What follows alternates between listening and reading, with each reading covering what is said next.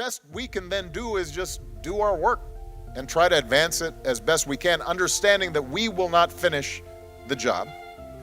We essentially run the race, we carry the baton, then we pass it to the next runner, and the next runner goes and they have to carry it forward. One of the things as leaders that all of you are going to have to do is accept that sometimes there are going to be some contradictions. If you're organizing in a rural area, you're not going to immediately be able to expect that people are going to think the same way that somebody in a big city is going to think. You have to show some respect for where people are before you can take them where you want them to be. Which is why I think it's important for young leaders to listen as much as they're talking. People are more likely to change their minds about certain issues if they feel as if they're being heard. I'd look at the statistics, and it turns out that one of the best indicators of whether a country is developed or not is how does it educate its girls and how does it treat its women.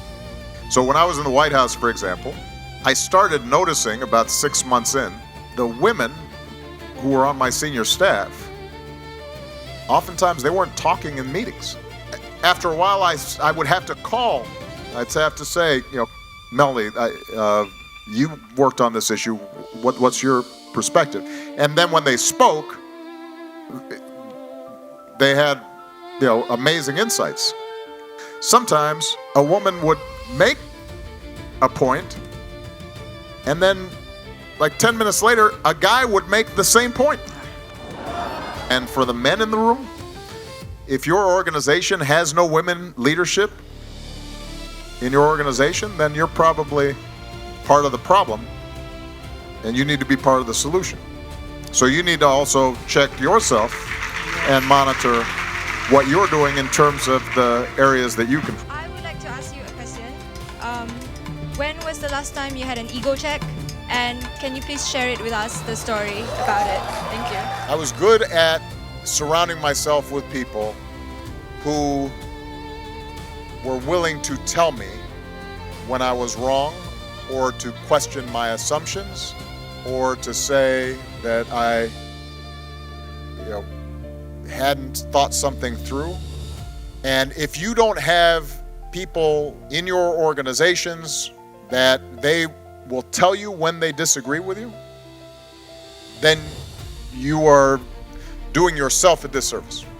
Not only will you not grow and improve, but you're going to make big mistakes. And I tried to be open to learning from different people in different circumstances. The more open you are to more people and new experiences, the more likely you are to meet people who can teach you. One good principle of growth and learning is you have to seek out people who are not like you, and you should not be afraid of people who know more than you do about something. All of us in our recent history, terrible things have happened. And yet, people overcame, worked through it, struggled, persevered, and created, over time, better and better and better circumstances. The best we can then do is just do our work and try to advance it as best we can, understanding that we will not finish the job. We essentially run the race, we carry the baton, then we pass it to the next runner, and the next runner goes and they have to carry it forward. And that's how change is going to happen. And it's not just true for climate change. If you're concerned about poverty in your country's not going to be, not poor overnight. It's a great privilege to be alive and have the possibility of helping somebody or making things a little bit better. And I have so much confidence that if you just stay with it, even if you sometimes can't see it, you will have made things better.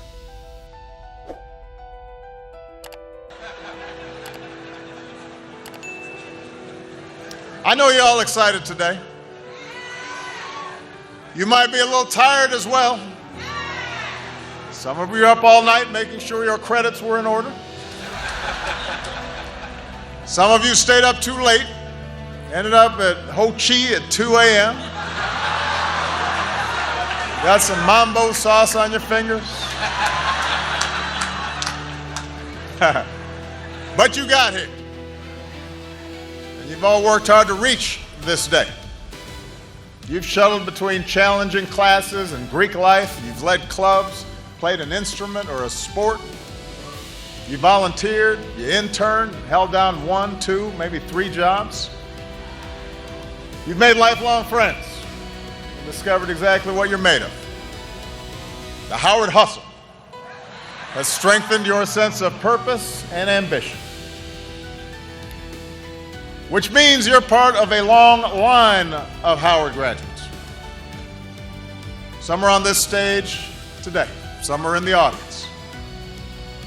That spirit of achievement and special responsibility has defined this campus ever since the Freedmen's Bureau established Howard just 4 years after the Emancipation Proclamation.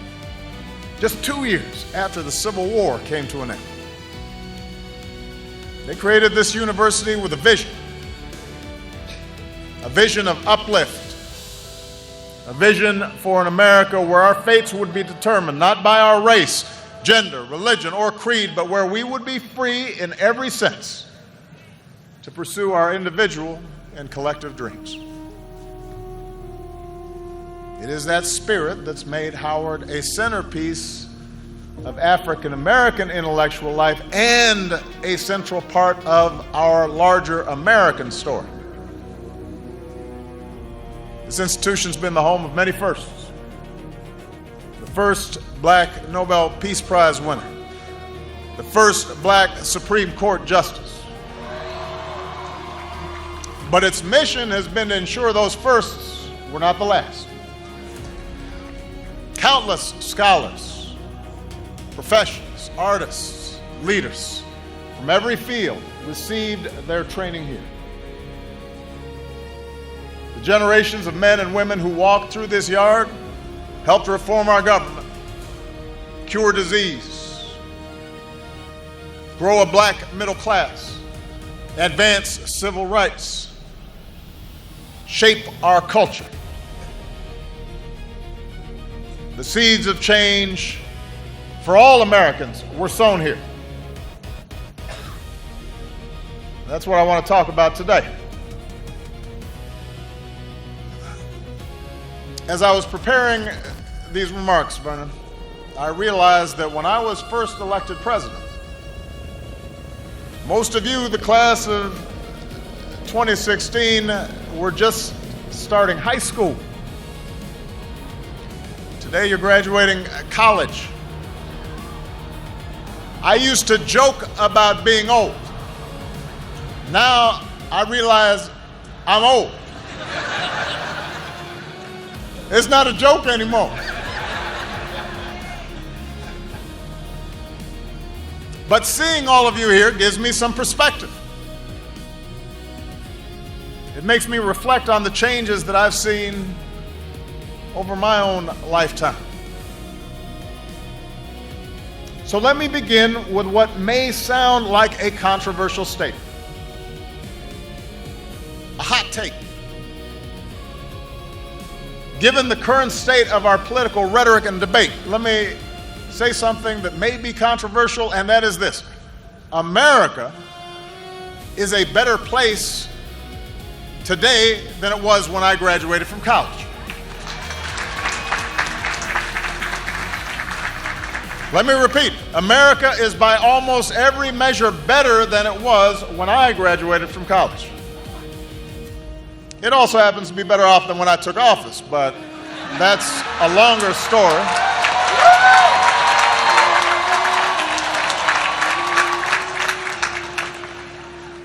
That's a different discussion for another speech. But think about it. I graduated in 1983.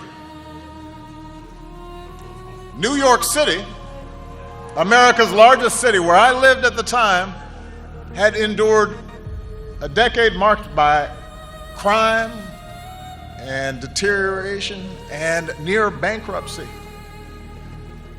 And many cities were in similar shape. Our nation had gone through years of economic stagnation, the stranglehold of foreign oil, a recession where unemployment nearly scraped 11%.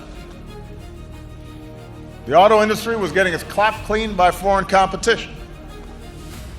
And don't even get me started on the clothes and the hairstyles.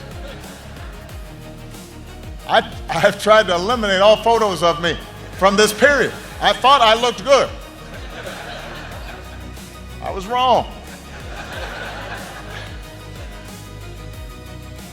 Since that year, since the year I graduated, the poverty rate is down. Americans with college degrees, that rate is up. Crime rates are down. America's cities have undergone a renaissance. There are more women in the workforce. They're earning more money. We've cut teen pregnancy in half. We've slashed the African American dropout rate by almost 60%. And all of you have a computer in your pocket that gives you the world at the touch of a button. In 1983, I was part of fewer than 10% of African Americans who graduated with a bachelor's degree. Today, you're part of more than 20% who will. And more than half of blacks say we're better off than our parents were at our age, and that our kids will be better off too. So America is better. And the world is better too. A wall came down in Berlin. An iron curtain was torn asunder. The obscenity of apartheid came to an end. A young generation in Belfast and London have grown up without ever having to think about our IRA bonds. In just the past 16 years, we've come from a world without marriage equality to one where it's a reality in nearly 24 countries. Around the world, more people live in democracies. We've lifted more than 1 billion people from extreme poverty. We've cut the child mortality rate worldwide by more than half. America's better. The world is better. And stay with me now. Race relations are better since I graduated. That's the truth. No, my election did not create a post-racial society. I don't know who was propagating that notion. That was not mine. But the election itself, and the subsequent one, because the first one, folks might have made a mistake. The second one, they knew what they were getting. The election itself was just one indicator of how attitudes had changed. In my inaugural address, I remarked that just 60 years earlier, my father might not have been served in a D.C. restaurant, at least not certain of them. There were no black CEOs of Fortune 500 companies, very few black judges. Shoot, as Larry Wilmore pointed out last week, a lot of folks didn't even think blacks had the tools to be a quarterback. Today, former Bull Michael Jordan isn't just the greatest basketball player of all time, he owns the team. When I was graduating, the main black hero on TV was Mr. T.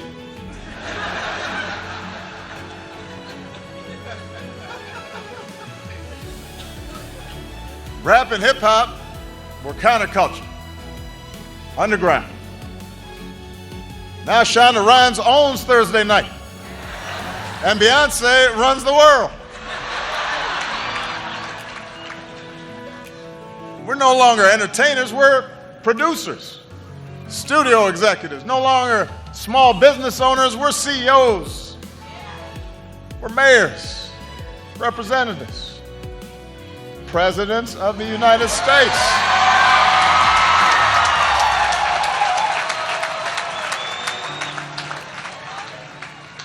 Now, I am not saying gaps do not persist. Obviously they do. Racism persists. Inequality persists. Don't worry, I'm going to get to that. But I wanted to start class of 2016 by opening your eyes to the moment that you are in. If you had to choose one moment in history in which you could be born, and you didn't know ahead of time who you were going to be, what nationality, what gender, what race, whether you'd be rich or poor, gay or straight, what faith you'd be born into, you wouldn't choose 100 years ago. You wouldn't choose the 50s or the 60s or the 70s. You choose right now. If you had to choose a time to be, in the words of Lorraine Hansberry, young, gifted, and black in America, you would choose right now.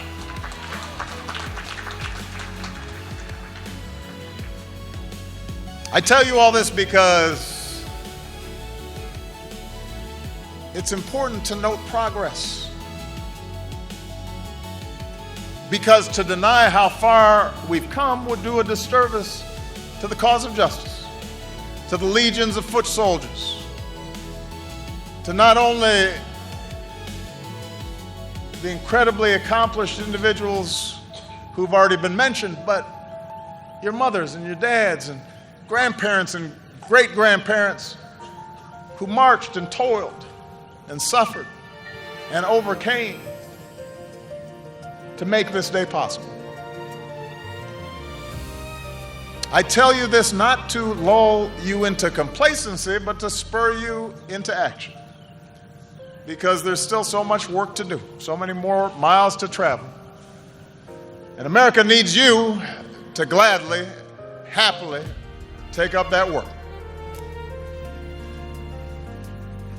You all have some work to do. So enjoy the party, because you're going to be busy. Yes, our economy has recovered from crisis stronger than almost any other in the world. But there are folks of all races who are still hurting, who still can't find work that pays enough to keep the lights on, who still can't save for retirement. We've still got a big racial gap in economic opportunity. The overall unemployment rate is 5%, but the black unemployment rate is almost 9%. We've still got an achievement gap. And black boys and girls graduate high school and college at lower rates than white boys and white girls. Harriet Tubman may be going on the 20, but we've still got a gender gap when a black woman working full-time still earns just 66% of what a white man gets paid.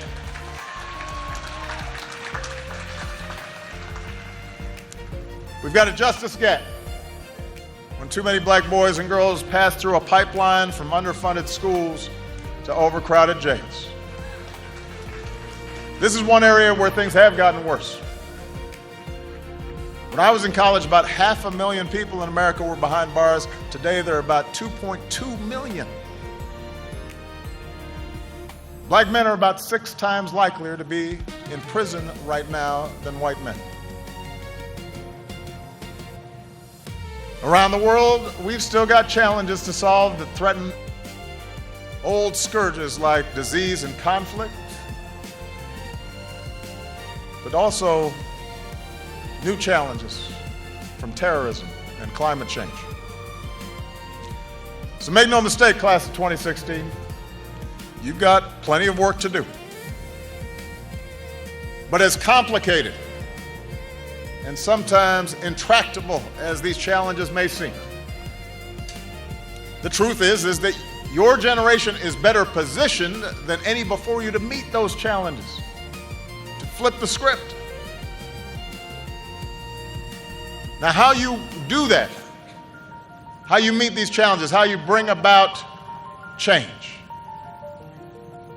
will ultimately be up to you. My generation, like all generations, is too confined by our own experience, too invested in our own biases, too stuck in our ways to provide much of the new thinking that will be required. But us old heads have learned a few things. that might be useful in your journey. So with the rest of my time, I'd like to offer some suggestions for how young leaders like you can fulfill your destiny and shape our collective future. Bend it in the direction of justice and equality and freedom. First of all, and this should not be a problem for this group, be confident in your heritage. Be confident in your blackness. One of the great changes that's occurred in our country since I was your age is the realization there's no one way to be black. I take it from somebody who's seen both sides of the debate about whether I'm black or not. Past couple months, I've had lunch with the Queen of England and hosted Kendrick Lamar in the Oval Office. There's no straitjacket, there's no constraints, there's no litmus test for authenticity. Look at Howard. One thing most folks don't know about Howard is how diverse it is. When you arrived here, some of you were like, oh, they got black people in Iowa? But it's true. This class comes from big cities and rural communities, and some of you crossed oceans to study here. You shatter stereotypes. Some of you come from a long line of bison. Some of you are the first in your family to graduate from college. You all talk different. You all dress different. You're Lakers fans, Celtics fans, maybe even some hockey fans.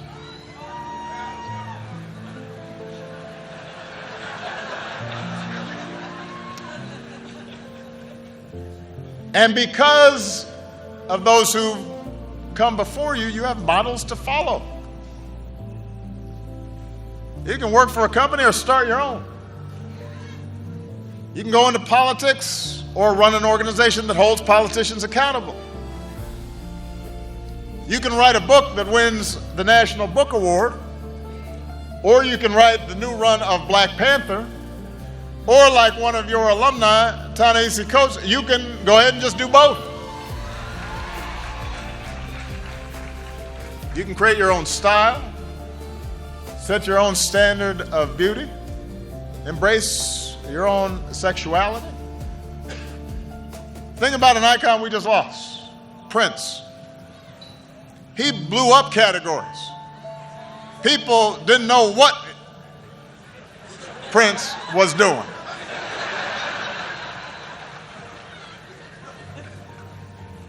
And folks loved him for it.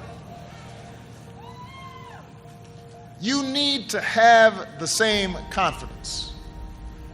Or as my daughters tell me all the time, you be you, Daddy. Sometimes Sasha puts a variation on it. You do you, Daddy.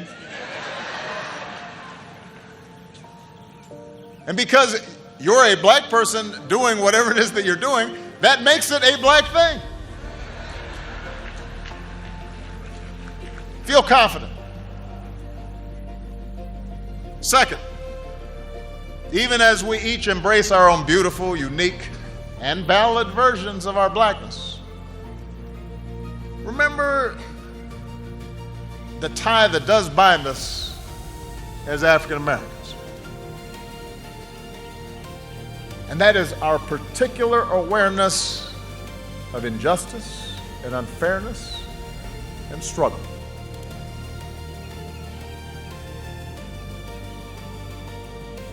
That means we cannot sleepwalk through life.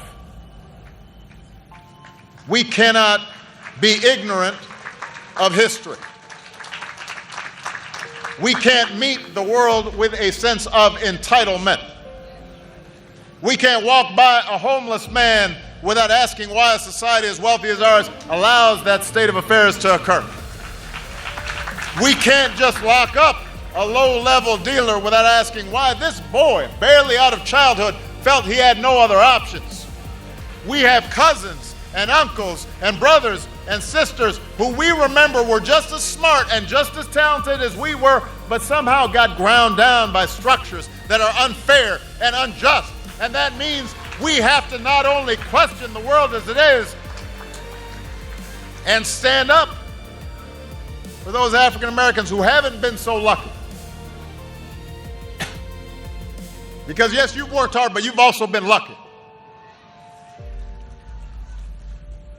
That's a pet peeve of mine, people who've been successful and don't realize they've been lucky. That God may have blessed them. It wasn't nothing you did. So don't have an attitude.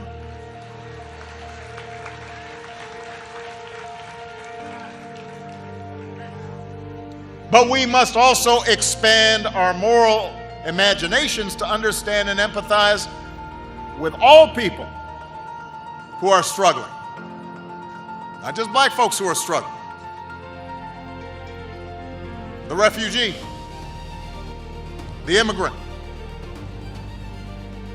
the rural poor, the transgender person, and yes, the middle-aged white guy who you may think has all the advantages, but over the last several decades has seen his world upended by economic and cultural and technological change and feels powerless to stop it. You got to get in his head too.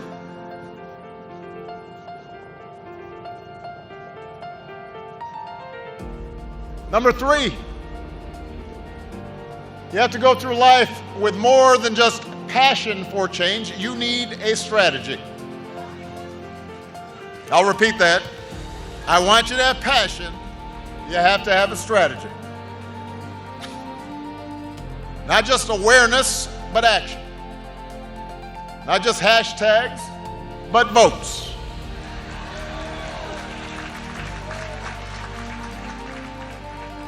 You see, change requires more than righteous anger. It requires a program and it requires organizing. At the 1964 Democratic Convention, Fannie Lou Hamer,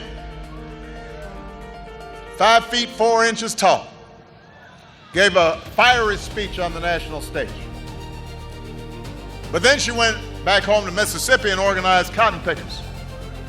And she didn't have the tools and technology where you can whip up a movement in minutes. She had to go door to door. And I'm so proud of the new guard of black civil rights leaders who understand this. It's thanks in large part to the activism of young people like many of you, from Black Twitter to Black Lives Matter, that America's eyes have been opened. White, black, Democrat, Republican, to the real problems, for example, in our criminal justice system. But to bring about structural change, lasting change, awareness is not enough. It requires changes in law, changes in custom. If you care about mass incarceration, let me ask you, how are you pressuring members of Congress to pass the criminal justice reform bill now pending before them? If you care about better policing, do you know who your district attorney is? Do you know who your state's attorney general is? Do you know the difference? Do you know who appoints the police chief?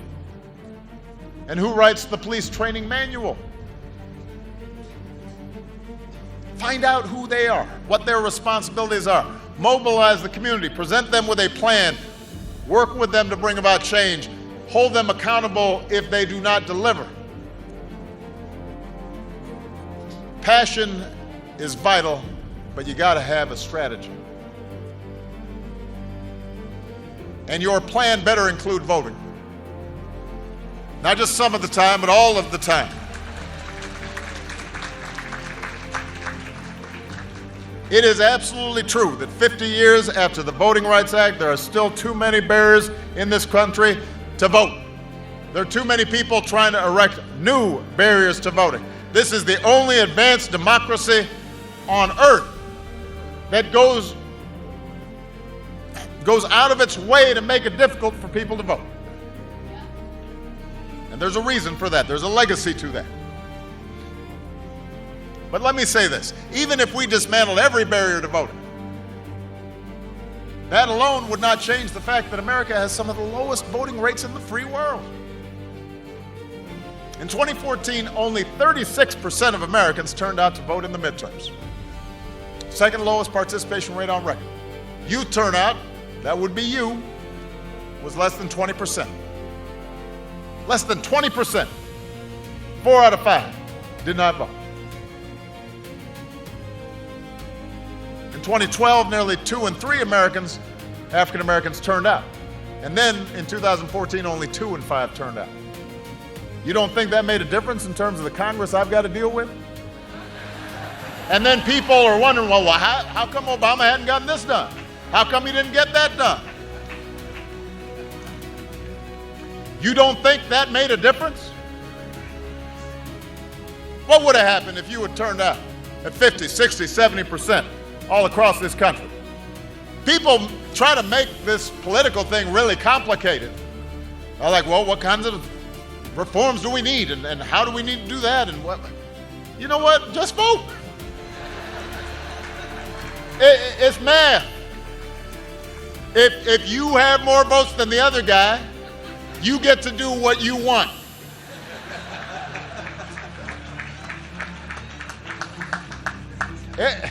It's not that complicated.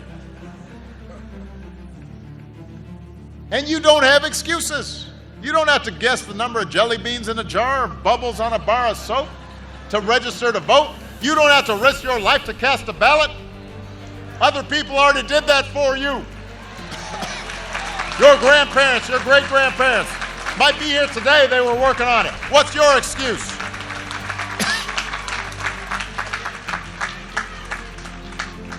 When we don't vote, we give away our power. Disenfranchise ourselves. Right when we need to use the power that we have. Right when we need your power to stop others from taking away the voting rights of those more vulnerable than you are. The elderly and the poor, the formerly incarcerated trying to earn their second chance. You got to vote all the time. Not just when it's cool. Not just when it's time to elect a president. Not just when you're inspired. It's your duty. When it's time to elect a member of Congress or a city councilman or a school board member or a sheriff. That's how we change our politics. By electing people at every level who are representative of and accountable to us. It is not that complicated. Don't make it complicated. And finally, change requires more than just speaking out. It requires listening as well. In particular, it requires listening to those with whom you disagree and being prepared to compromise. You know, when I was a state senator, I helped pass Illinois' first racial profiling law and one of the first laws in the nation requiring the videotaping of confessions in capital cases. And we were successful because early on, I engaged law enforcement. I didn't say to them, oh, there's you guys are so racist, you need to do something. I understood, as many of you do, that the overwhelming majority of police officers are good and honest and courageous and fair and love the communities they serve. And we knew there were some bad apples and that even good cops with the best of intentions, including, by the way, African American police officers, might have unconscious biases, as we all do.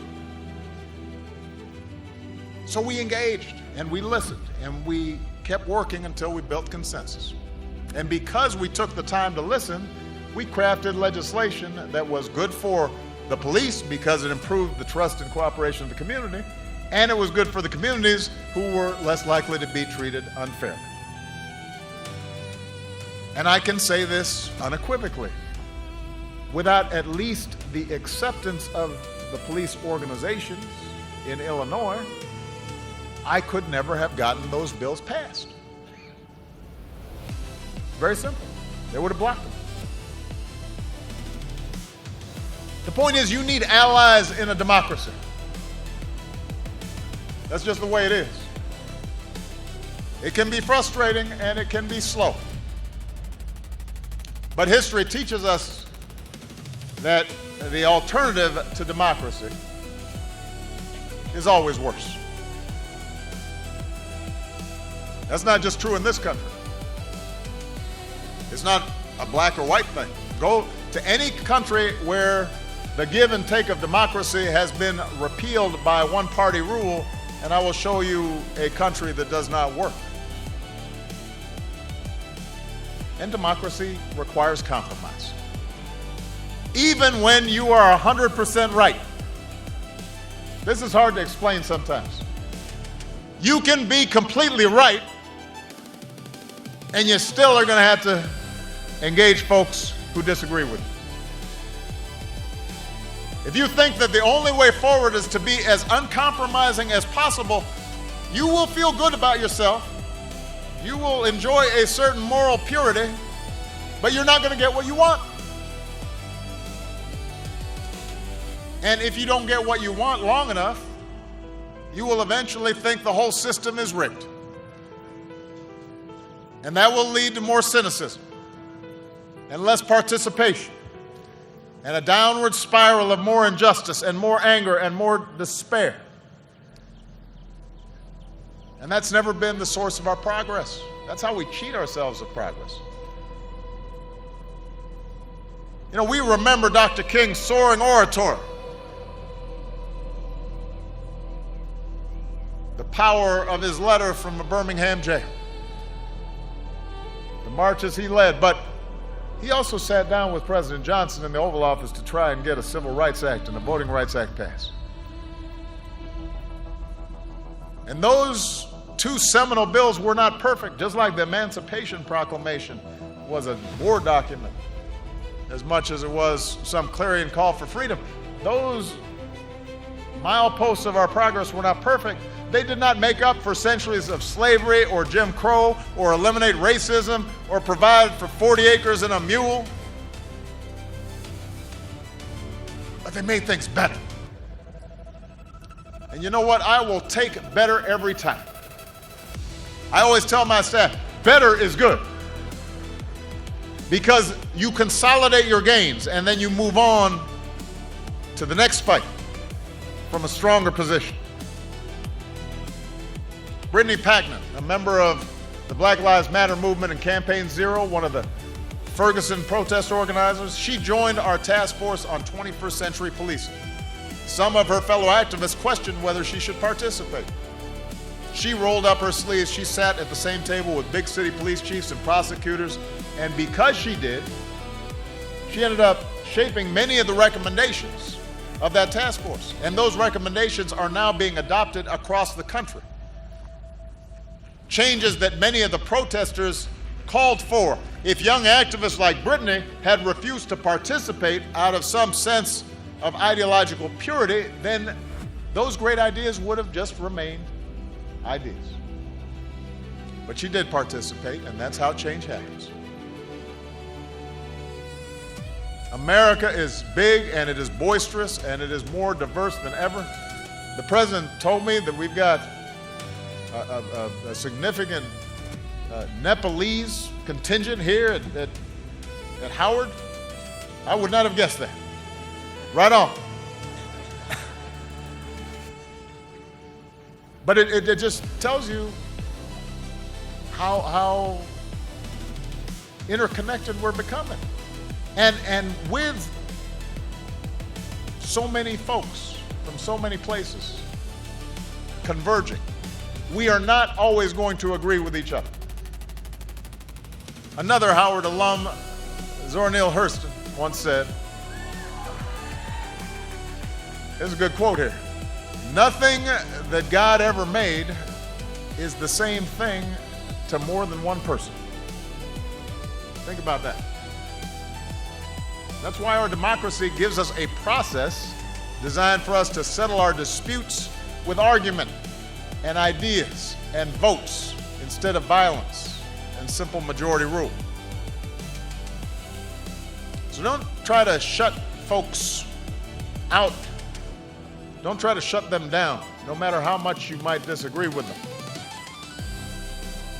You know, there's been a trend around the country of trying to get colleges to disinvite speakers with a different point of view or disrupt a politician's rally. Don't do that. No matter how ridiculous or offensive you might find the things that come out of their mouths. Because as my grandmother used to tell me, every time a fool speaks, they are just advertising their own ignorance. Let them talk. Let them talk. If you don't, you just make them a victim. And then they can avoid accountability. That doesn't mean you shouldn't challenge them. Have the confidence to challenge them.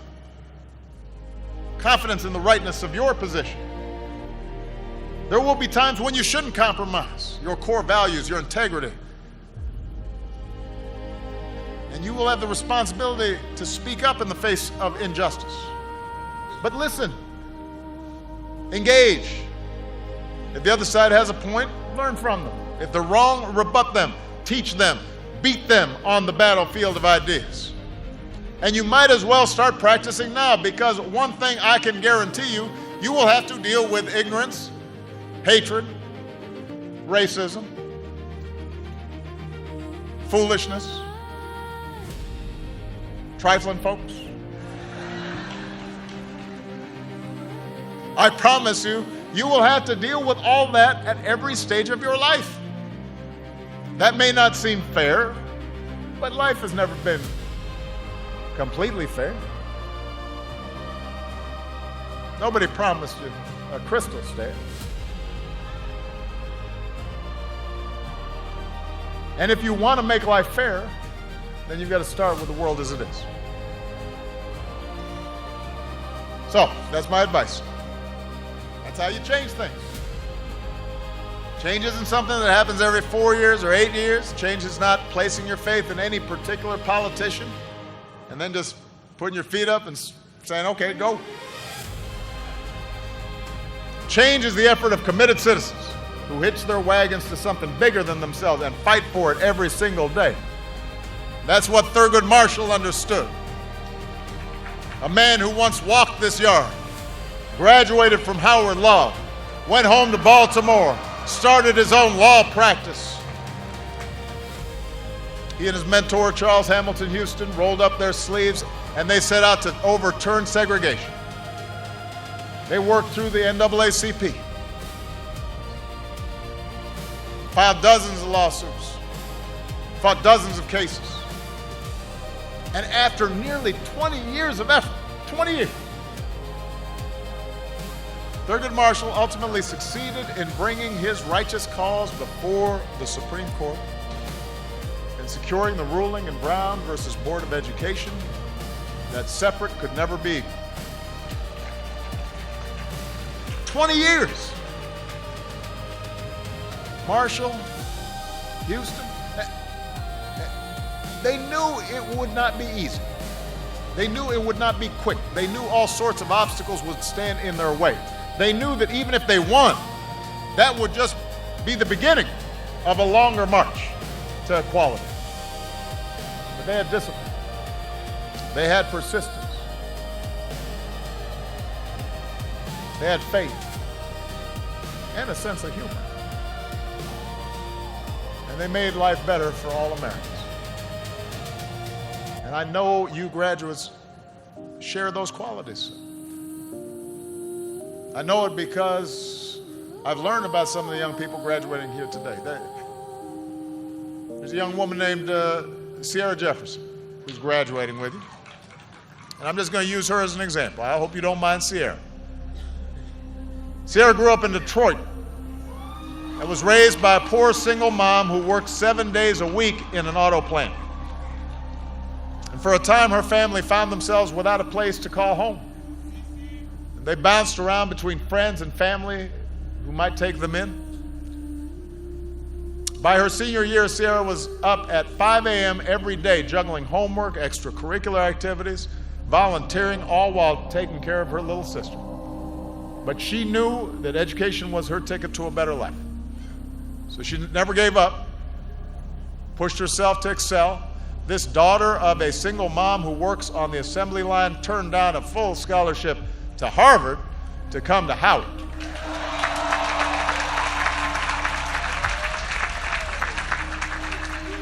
And today, like many of you, Sierra's the first in her family to graduate from college. And then she says she's going to go back to her hometown just like Thurgood Marshall did, to make sure all the working folks she grew up with have access to the health care they need and deserve. As she puts it, she's going to be a change agent. She's going to reach back and help folks like her succeed. And people like Sierra are why I remain optimistic about America. Young people like you are why I never give in to despair. James Baldwin once wrote, "Not everything that is faced can be changed, but nothing can be changed until it is faced." Graduates, each of us is only here because someone else faced down challenges for us.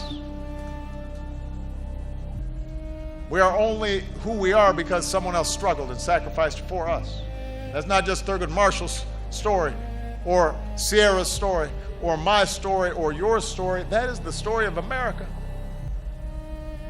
Story whispered by slaves in the cotton fields.